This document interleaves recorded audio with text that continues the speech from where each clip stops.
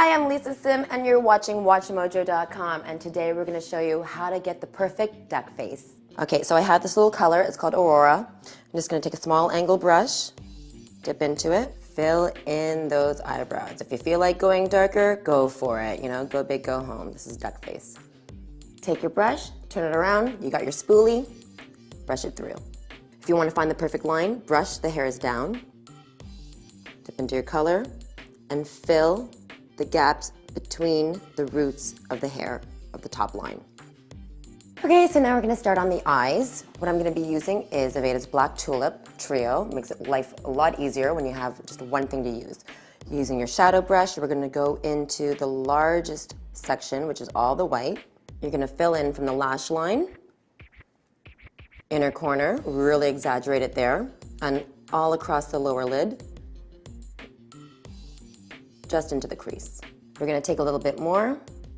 We're going to hold up the arch of the brow just so it gets extra height. Really like hold that arch up and press the color underneath. So we're going to go into silver, fill in the outer corner in the crease. So that's basically from the lash line to the hollow. So once you've done that, you can push into the crease and then press upwards onto the brow bone. So we're only really doing the outer third of the eye. Okay, so the last step is going to be like doing a black line all the way around, and we're going to use black with a little bit of this stuff. It's called Color Options Eyeshadow Transformer. Put a little bit on the back of my hand, take the angle brush, saturate, pick it up. So you've made a little bit of a cake liner. It's not quite a pencil, so it's not going to double up the same way. It's a little bit softer in terms of a line, but go ahead and just go a little bit wider with this. Now that you've done the line on the top, you're going to repeat and do all along the lower lash line, gradating from like the outer corner, going a little bit wider, making sure that the two lines connect, and then gradually tapering it off as it goes towards the middle. So we're going to go back, take the lightest color, pop that in, just all around the inner corners where the tear ducts are. Okay, and so now that we've done the eyeshadow as liner, we're going to double up and use some pencil and fill in the waterline and go all over the entire thing. And I'll just finish off by using the angle brush again with the black shadow, and we're just going to seal it all in. You know, a lot of times when you're just using pencil alone, it leaves a lot of gaps and skipping. You still see some skin underneath.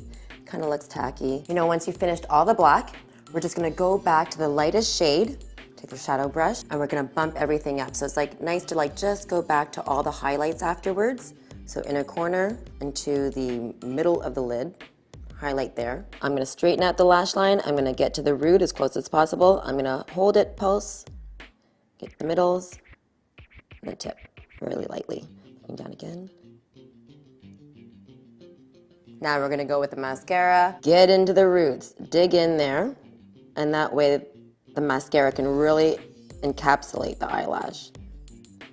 So we've done that coat, tops and bottoms, looking a little bit like Tammy Faye. We're gonna grab our false eyelashes, do the glue, apply it to the center, and then do the corners. Take your tweezer, the back side, and just push it down so it gets closer to the natural lash line. So sometimes we see a little bit of a seam, so I'm just going to go back into the shadow, use it with the color option, and I'm just going to go right on the back of that. Just make it more opaque again.